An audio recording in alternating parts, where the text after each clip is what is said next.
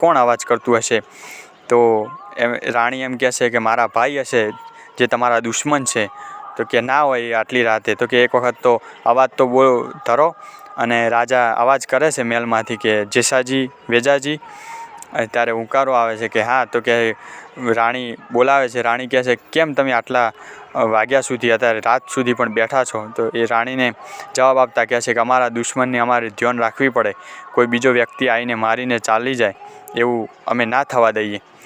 એમ કરી અને તો કે રાજા સવારમાં એને બોલાવે છે કે તમે સવારમાં આવજો તો આપણે આ સમાધાન કરી દઈએ અને મહેલમાં. અને જ્યારે સવારમાં પેલા એમને ફરી સૈનિકો જાણ કરે છે જેસાજી વેજાજીની કે તમે રાત્રે હતા. તો જેસાજી વેજાજી રાત્રે નહોતા પણ એમનું રૂપ લઈ વીર માંગલાવાળો પોતે હતો.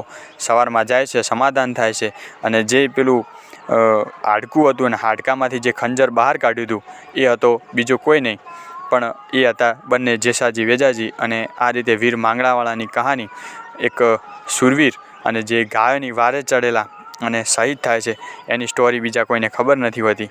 તો ખાલી ગીત જ સાંભળતા હોય છે. તો સ્ટોરી ગમી હોય તો લાઈક કરજો, શેર કરજો. Thank you.